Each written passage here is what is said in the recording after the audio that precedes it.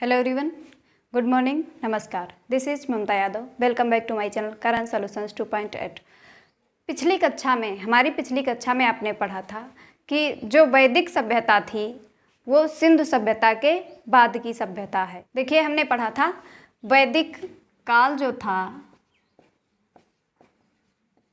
वैदिक काल, इसके दो पार्ट थे। पहला ऋग्वैदिक काल,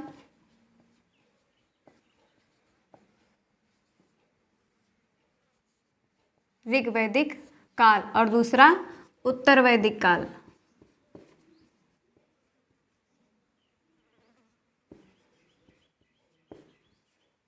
इसमें से हमने पढ़ाया था वैदिक काल का सिर्फ स्टार्टिंग बेस हमने कल आपको पढ़ाया था। अब हमें ये पढ़ना है, हमारे आज की कक्षा में ऋग्वैदिक काल आपको पढ़ना है। इसका जो टाइम है वो 1500 से 1000 BC तक है, और इसका टाइम जो है वो 1000 से 600 BC तक है। यानी ये 500 साल का, ये जो है 500 वर्षों का इतिहास है और ये 400 वर्षों का इतिहास है। ओके, अब इसमें हम आगे देखते हैं। वैदिक काल का पूरा इतिहास एक विशेष प्रकार के लोगों पर आधारित है जिन्हें हम आर्य कहते हैं। आर्य, आर्य का अर्थ क्या होता है? हमने बताया था आपको, श्रेष्ठ या कुलीन। ओके, श्रेष्ठ या कुलीन लोगों को आर्य कहा जाता था, यानी आर्यों को श्रेष्ठ समझा जाता था। बात ये थी कि आर्य आए कहाँ थे, आए कहाँ से थे।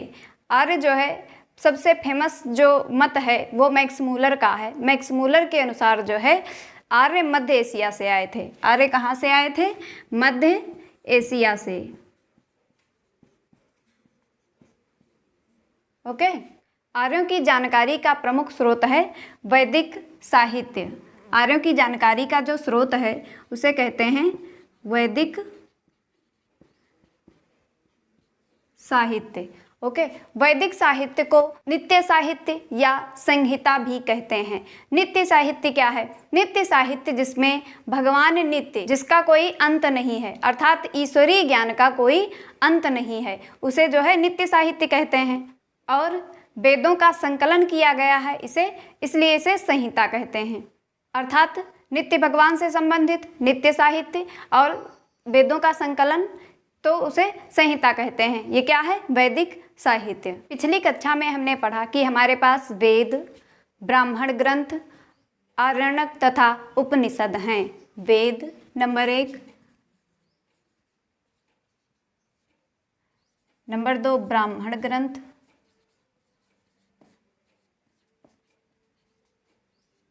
नंबर 3 आरण्यक, नंबर 4 उपनिषद। हम पहले देखते हैं, हमने बताया था वीडियो के लास्ट में जो है ये हेडिंग्स थी। सबसे पहला हमारा था वेद। वेदों की अगर हम बात करें तो ऋग्वेद,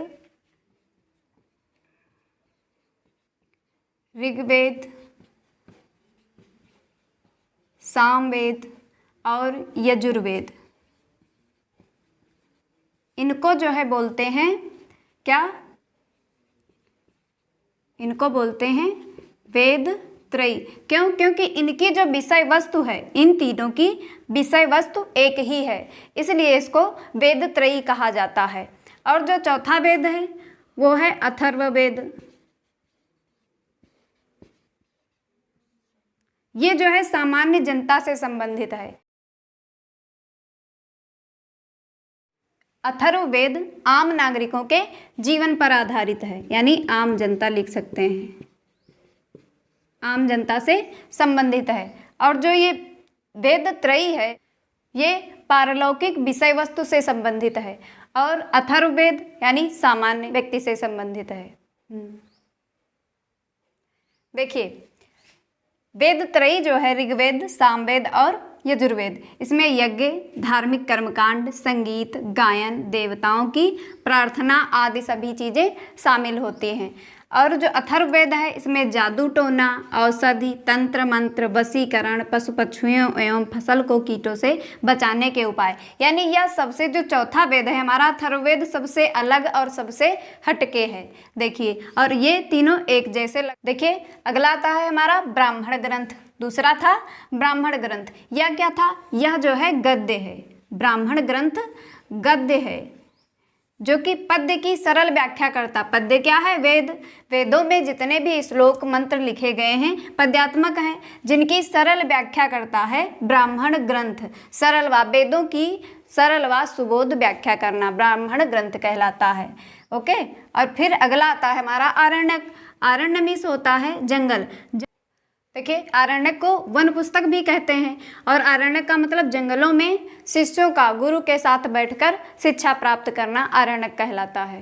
देखिए, चौथा हमने बताया था उपनिषद। उपनिषद में क्या था? उपनिषद, इसका अर्थ क्या है? उप नि और सद। उप का मतलब गुरु के पास,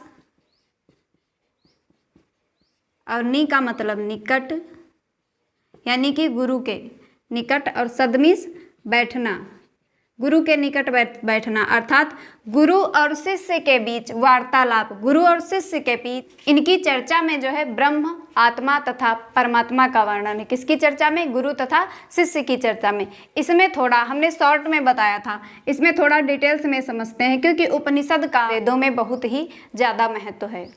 उपनिषद जो है वैदिक साहित्य के अंत में जोड़े गए हैं, यानी कि चौथे नंबर पर है।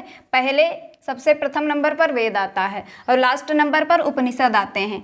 इसको इसलिए इसका नाम दिया गया वेदांत। इसका दूसरा नाम है वेदांत।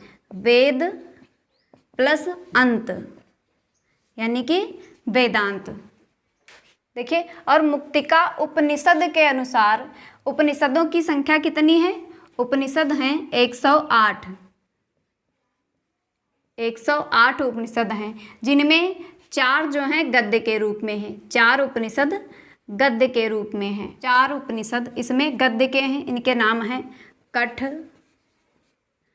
ईश, श्वेतांबर और मैत्रायणी। ओके, और 2 उपनिषद गद्य तथा पद्य दोनों के रूप में हैं। ये गद्य व पद्य दोनों के रूप में है, और बाकी के 102 जो बचे वो सभी पद्य के रूप में हैं। देखिए, सारे उपनिषद जो हैं 108 हैं, उसमें से 4 हो गए गद्य के रूप में। 4 गद्य के रूप में कौन कौन से? कठ, ईश, श्वेतांबर और मैत्रायणी, और 2 गद्य तथा पद्य के रूप में हैं, और बाकी के बचे 102 जो कि सभी पद्य के रूप में हैं। 10 उपनिषद पर आदि गुरु शंकराचार्य ने कमेंट लिखे हैं। 10 उपनिषदों पर।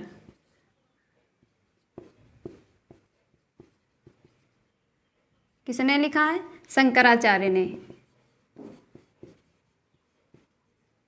ओके, कौन कौन से हैं? देखिए, इसमें शंकराचार्य के 10 उपनिषद जिन्होंने कमेंट किए हैं, शंकराचार्य ने जिन पर कमेंट किए हैं वो ये हैं। पहला ईश, दूसरा केन, तीसरा कठ, चौथा प्रश्न, 5वां मुंडक और 6ठा मांडू और 7वां बृहदारण्यक, 8वां छांदोग्य और 9 नंबर में ऐतरेय और 10 नंबर में तैत्तिरीय। उपनिषद को लेकर आपके प्रश्न इस तरीके से बन सकते हैं, जैसे भारत के राज चिन्ह में प्रयुक्त होने वाला उपनिषद सत्यमेव जयते किस उपनिषद से लिया गया है? तो जैसे आपको यहाँ से दे देते हैं, इतने ऑप्शन हैं आपके पास, इतने सारे। अब इसमें से कौन सा होगा? 4 ऑप्शन रख दिए गए हैं, तो इसमें जो आपका मुंडक है, मुंडक उपनिषद से भारत के राज चिन्ह में प्रयुक्त होने वाले उपनिषद सत्यमेव जयते को लिया गया है। अब आप समझ चुके होंगे कि वेद क्या है। वेद वे हैं जो संकलित किए गए हैं, और ब्राह्मण ग्रंथ क्या है? वेदों की सरल व्याख्या गद्य के रूप में। और आरण्यक क्या है? जंगलों में गुरु से शिष्य का ज्ञान प्राप्त करना। तथा उपनिषद क्या है? गुरु और शिष्य के बीच ब्रह्म, आत्मा तथा परमात्मा के संबंध में चर्चा करना या वार्तालाप करना। चलिए अब आगे बढ़ते हैं अपने वेदों की तरफ, यानी वैदिक काल से ऋग्वैदिक काल की तरफ। हमारा वेदों में सबसे पहला वेद कौन सा है? ऋग्वेद। ऋग्वेद सबसे पहला वेद, और वेदों में सबसे पुराना वेद जो है वो ऋग्वेद है, यानी सबसे प्राचीन वेद है। और इसके जो संकलन करता हैं वो वेद व्यास जी हैं। यह कर्म कांडों तथा ईश्वर पर आधारित वेद है। इसमें अग्नि देवता के मंत्र हैं तथा इंद्र देवता की संस्तुति है, तथा जो 10 मंडल हैं वो अलग अलग संकलित किए गए हैं। 8 अध्याय हैं वो भी अलग अलग संकलित किए गए हैं। और इसमें एक दास राज युद्ध का वर्णन भी मिलता है। इसके चौथे मंडल में कृषि का वर्णन है तथा 7वें मंडल में शिक्षा का वर्णन है। देखिए इसके कुछ पॉइंट्स हैं ऋग्वेद में। सबसे पहले सबसे प्राचीन वेद, और दूसरा इसके संकलनकर्ता जो हैं महर्षि कृष्ण द्वैपायन यानी वेद व्यास। महर्षि कृष्ण द्वैपायन वेद व्यास जी का पुराना यानी मूल नाम है। और इसमें वेद व्यास इनका नाम क्यों पड़ा? क्योंकि इन्होंने वेदों का संकलन किया है, इसलिए इनका नाम वेद व्यास पड़ा। और तीसरा विषय वस्तु। विषय वस्तु में इसमें क्या है? देवताओं की स्तुति और प्रार्थना आदि इसमें की गई हैं, रखी गई हैं। प्रकृति क्या है इसकी? पद्य यानी पद्यात्मक प्रकृति है ऋग्वेद में। ब्राह्मण ग्रंथ इसमें कौन कौन से हैं? ऐतरेय और कौशिकी। आरण्यक दोनों यही हैं, ऐतरेय और कौशिकी। और इसमें उपनिषद नहीं है। ओके। पुरोहित को होत्र या होता कहते हैं। पुरोहित को कहा जाता है होत्र या होता। देखिए इसके भाग हैं 3, साकल, वालखिल्य और वास्कल। इसमें 1017 सूत्र हैं और इसमें 11 सूक्त हैं और इसमें 56 सूक्त हैं, लेकिन अवेलेबल नहीं हैं अभी। इतिहास में इसकी खोज अभी जारी है। देखिए 8 नंबर में मंडल जो है 10 हैं इसमें, और अष्टक 8 हैं। अब ये मंडल, अष्टक, सूत्र, मंत्र ये क्या हैं? मंडल अष्टक यानी कि हमने बताया था इसमें संकलन जो है सबका अलग अलग किया गया है। वेदों में हर भाग का संकलन अलग अलग किया गया है, तो इसमें मंडलों की इतने यानी 10 पार्ट की खोज की गई, तो उसका नाम मंडल रख दिया गया। और अष्टक फिर 8 भागों की खोज की गई, 8 भागों का संकलन हुआ तो उसका नाम अष्टक रख दिया गया। ओके। अगला है सूक्त। सूक्त कितने हैं इसमें? 1028। सूक्त का मतलब होता है सु प्लस उक्त। इसका अर्थ होता है अच्छा विचार, अच्छा विचार। और सूक्त में होता है, सूक्त में 3 से लेकर 300 तक मंत्र हो सकते हैं। यानी जैसे कोई मंत्र होता है, कोई भी मंत्र ले लीजिए और वो मंत्र जो है एक होता है, और जब सूक्त होता है तो उसमें 3 मंत्र भी हो सकते हैं या ज़्यादा भी हो सकते हैं, लगभग 300 तक। मैक्सिमम संख्या जो है 300, यानी एक सूक्त में 300 मंत्र भी हो सकते हैं और 3 मंत्र भी हो सकते हैं। ओके, सूक्त समझ गए। अब अगला है मंत्र। मंत्र कितने हैं? 10,580 हैं ऋग्वेद में। देखिए मंत्र जो है वो सबसे छोटी रचना है। मंत्र सबसे छोटी रचना है। तो मंत्र, और मंत्र से क्या बनता है? सूक्त। एक सूक्त में कई मंत्र हो सकते हैं तो सूक्त बड़ा हुआ, मंत्र से सूक्त बना, और सूक्त से बने अष्टक या मंडल। ओके। और अष्टक या मंडल से बनते हैं साकल या वालखल, साकल या वालखिल्य।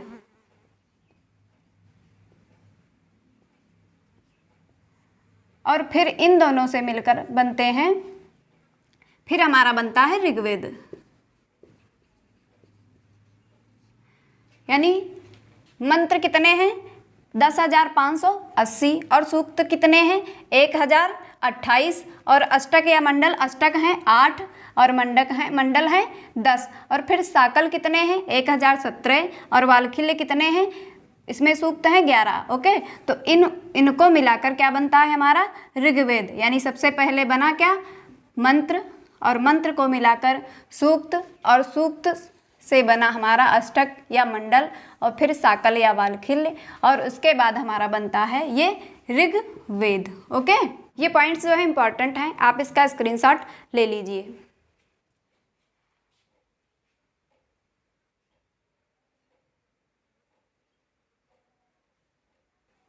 देखिए जो 10 मंडल हैं इनको अलग अलग ऋषियों ने अलग अलग संकलित किया है। इनको देखते हैं। पहला मंडल है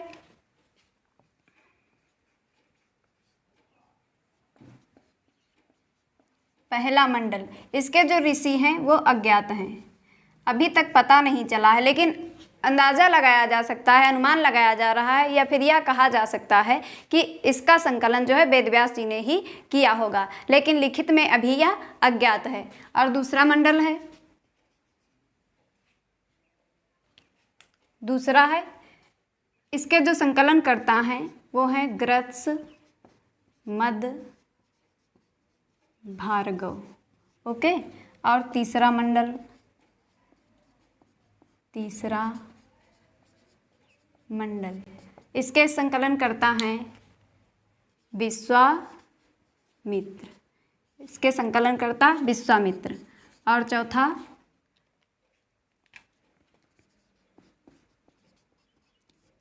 मंडल,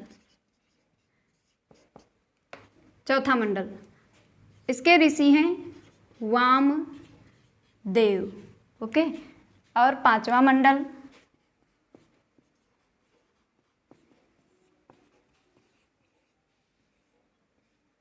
इसके ऋषि हैं अत्रि। फिर छठा मंडल,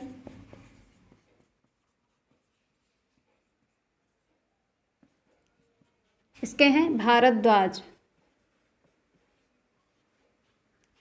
और सातवां मंडल,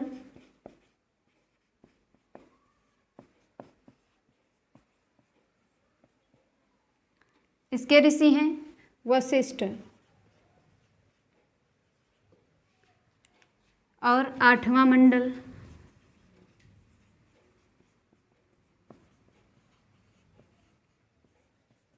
इसके संकलन करता है कर्ण या अंगिरस। और जो नवां और 10वां है, नवां तथा 10वां मंडल, ये अज्ञात है। 9वें और 10वें के बारे में अभी तक जानकारी नहीं मिल पाई है। ओके। इसका जो ट्रिक बनता है वो देखिए, याद करने में आसानी रहेगी। ग्र से हो गया आपका ग्रत्समद भार्गव, और वी जो इसमें दिया है वी, ग्र से ग्रत्समद भार्गव और वी से दिया है विश्वामित्र हो गया। और वा अत्रि, वा से हो गया वामदेव, और अत्रि से अत्रि ऋषि, और भार से भारद्वाज, और वशिष्ठ से वशिष्ठ जी, और अंगिरस से अंगिरस। ओके। ये आपके ट्रिक जो है ये कहाँ तक है, 2 से 8 तक के ऋषि हैं सभी। देखिए, दूसरे से 7वें तक, दूसरे से 7वें तक के मंडल जो हैं ये सबसे प्राचीन मंडल हैं, सबसे प्राचीन मंडल कहते हैं इनको। और दूसरी बात, इनको क्या बोलते हैं, इनको बोलते हैं, देखिए, सबसे प्राचीन मंडल ये दूसरे से 7वें तक हैं। और दूसरी बात, प्राचीनतम मंडल, ऋषि मंडल, वंश मंडल या गौड़ मंडल के नाम से ये जाने जाते हैं, दूसरे से 7वें तक के। और ये जो सारे ऋग्वेद के सभी मंडल जो हैं इनमें हर एक कार्य ये प्राचीन इसलिए कहे जाते हैं क्योंकि बाकी के जो हैं पहला और उसके बाद 8वां, 9वां और 10वां, इन सभी को बाद में जोड़ा गया है। ओके। और ऋग्वेद का प्रत्येक मंत्र अग्नि देवता की उपासना से प्रारंभ होता है, अग्नि देवता की उपासना से। और जबकि ऋग्वेद के जो मुख्य जो देवता हैं वो इंद्र हैं। गायत्री मंत्र की उपासना विश्वामित्र ने की थी, जिसका उल्लेख जो है तीसरे मंडल में मिलता है। तीसरे मंडल में क्या है, गायत्री मंत्र की उपासना। गायत्री ऋग्वेद का जो चौथा मंडल है वो कृषि के लिए समर्पित है, कृषि के लिए। ओके। इसमें कृषि का उल्लेख मिलता है। इस मंडल में यानी चौथे मंडल में प्रसुवैन्य नामक पुरुष का उल्लेख मिलता है। प्रथुवैन्य पुरुष जो है उसका उल्लेख कहाँ मिलता है, चौथा मंडल में। इसका नाम क्यों लिया गया, क्योंकि इसको भारत का प्रथम कृषि इंजीनियर कहा जाता है। इसको कहा जाता है भारत का प्रथम कृषि इंजीनियर।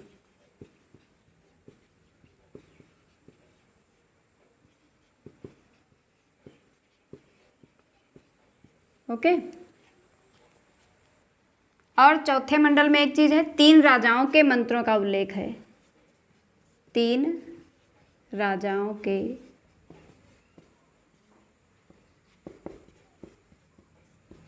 मंत्रों का उल्लेख। ओके, वो कौन कौन से हैं राजा? अजमीढ़, परमीढ़ और त्रसदस्यु।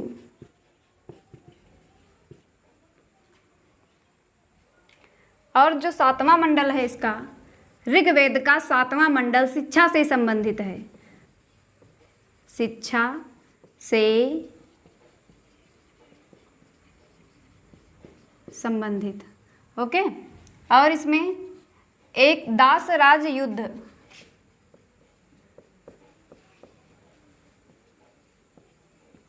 दासराज युद्ध का वर्णन मिलता है ऋग्वेद के 7वें मंडल में। यह क्या है? दासराज युद्ध जो है वह 2 वर्गों के बीच में हुआ था। दासराज युद्ध 2 वर्गों के बीच में हुआ था। इसमें 2 वर्ग थे।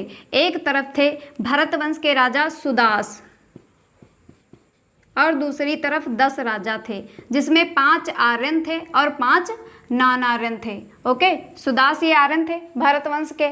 और इसमें क्या हुआ था? सुदास ने जो है विश्वामित्र की जगह पर वशिष्ठ को अपना पुरोहित चुन लिया था। इसीलिए विश्वामित्र ने क्या किया? सुदास से 10 राजाओं का युद्ध छिड़वा दिया। 10 राजाओं को मिलाकर युद्ध छिड़वा दिया था, जिसमें हुआ क्या? सुदास की जीत हुई थी। यह युद्ध परुष्णी नदी, एक नदी है परुष्णी, जिसको वर्तमान में रावी बोलते हैं, रावी नदी, उसके किनारे हुआ था, परुष्णी नदी के किनारे। और सुदास के वंश का नाम है भरत वंश। भरत वंश के नाम पर ही कहते हैं कि हमारे देश का नाम भारत पड़ा था। अगला है 9वां मंडल। 9वें मंडल के बारे में कुछ देखिए, इधर लिख देते हैं।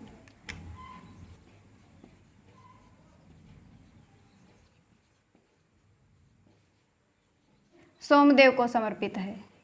9वां मंडल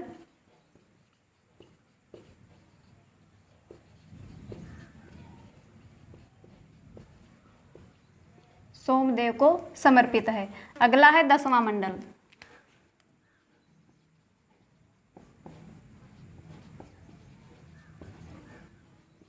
इसके बारे में देखिए, यह जो है 10वां मंडल ऋग्वेद का सबसे नवीनतम मंडल है। इसको लिख सकते हैं नवीनतम मंडल। ऋग्वेद का सबसे नवीनतम मंडल कौन सा है? तो 10वां मंडल। और दूसरी बात, इसमें सूक्त मिलता है। पहला पुरुष सूक्त,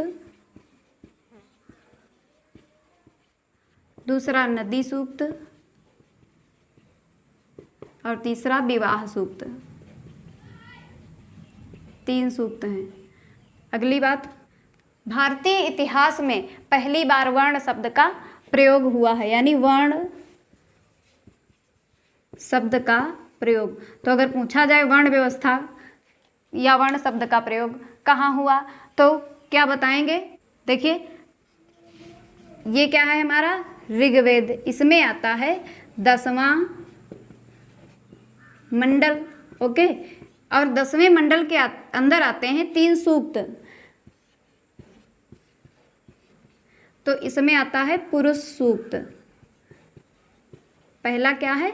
पुरुष सूक्त, और दूसरा नदी सूक्त, और तीसरा विवाह सूक्त। ओके, और पुरुष सूक्त के अंतर्गत आता है वर्ण व्यवस्था। वर्ण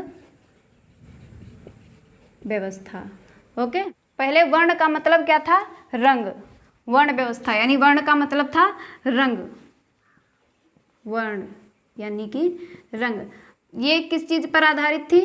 कर्म पर। उसके बाद ये बदल जाएगी जाति पर आधारित। ऋग्वेद में तो कर्म पर आधारित रहेगी, ऋग्वैदिक काल में कर्म पर आधारित रहेगी, और फिर उत्तर वैदिक काल में जाति पर आधारित हो जाएगी क्या? वर्ण व्यवस्था। देखिए, दूसरा हमारा है, दूसरा वेद है यजुर्वेद। यजुर्वेद में अध्याय कितने हैं? 40। यानी यजुर्वेद में 40 अध्यायों, यजुर्वेद जो है 40 अध्यायों में लिखा हुआ है। मंत्र कितने हैं? 1990 मंत्र हैं इसमें। विषय वस्तु इसकी है याज्ञिक कर्मकांड, अनुष्ठान, बलिदान आदि सब जो है यजुर्वेद में आते हैं। पुरोहित को अर्ध्यु कहा जाता है, अर्धर्यु। और ब्राह्मण ग्रंथ कौन सा है? शतपथ। आरण्यक कौन कौन से हैं? मैत्रायणी और तैत्तिरीय। और इसका उपनिषद जो है बृहदारण्यक, तैत्तिरीय, मैत्रायणी, कठ, ईश, श्वेतांबर तथा महानारायण हैं। अगला देखिए, चलो देखिए, इसके दो भाग हैं, शुक्ल यजुर्वेद और कृष्ण यजुर्वेद। शुक्ल यजुर्वेद की भाषा पद्य है तथा कृष्ण यजुर्वेद की भाषा गद्य है। और इसका एक नाम है, शुक्ल यजुर्वेद का दूसरा नाम है वाजसनेयी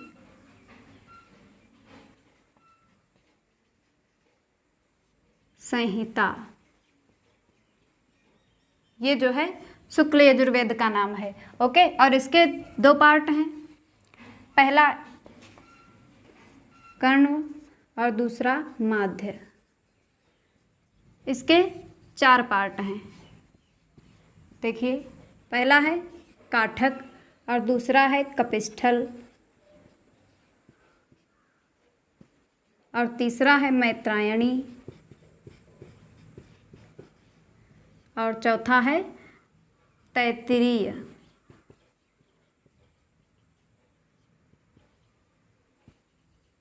ओके, यजुर्वेद एक ऐसा वेद है जिसमें दोनों भाषाएं हैं, गद्य तथा पद्य। अर्थात यजुर्वेद एक ऐसा वेद है जो गद्य तथा पद्य दोनों में है। ये जो शुक्ल यजुर्वेद है, शुक्ल यजुर्वेद, इसके द्वारा 24 बैलों को खेत यानी कृषि जोतने का साक्ष्य प्राप्त होता है। यह तत्कालीन समाज में कृषि के महत्व को रेखांकित करता है। तीसरा है हमारा सामवेद।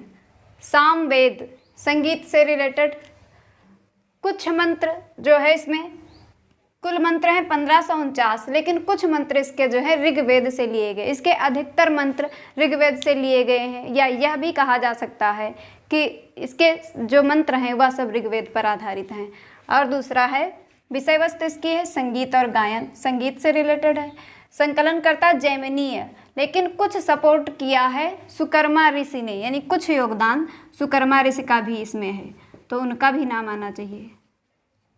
ओके, ब्राह्मण ग्रंथ जैमिनीय है, आरण्यक है छांदोग्य और जैमिनीय, उपनिषद इसके केन, छांदोग्य और जैमिनीय।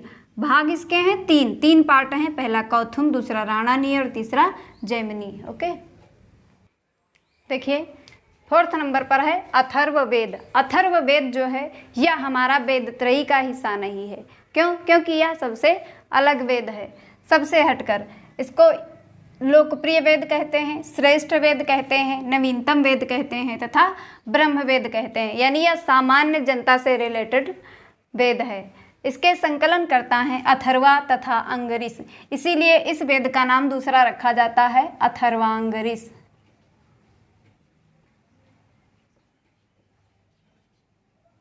अथर्वांगरीष। ओके, विषय वस्तु जादू टोना, भूत पिशाच, औषधियाँ, वशीकरण। ओके, भाग इसमें 2 हैं, सौनक और पिपलाद। पुरोहित को ब्राह्मण कहा जाता है, ब्राह्मण या ब्रह्मा।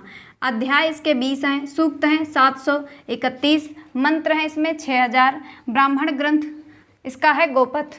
आरण्यक है, इसमें कोई आरण्यक नहीं, इसमें जो है आरण्यक नहीं है। उपनिषद मुंडक, मांडूक तथा प्रश्न। ये था अथर्ववेद। यह एकमात्र ऐसा वेद है जिसमें कोई आरण्यक नहीं है। ओके, और ये चारों वेद आपके समाप्त हुए। इसके बाद जो है वैदिक काल का भौगोलिक विस्तार, वैदिक काल की नदियाँ, वैदिक काल का सामाजिक जीवन आदि है। आगे देखते हैं।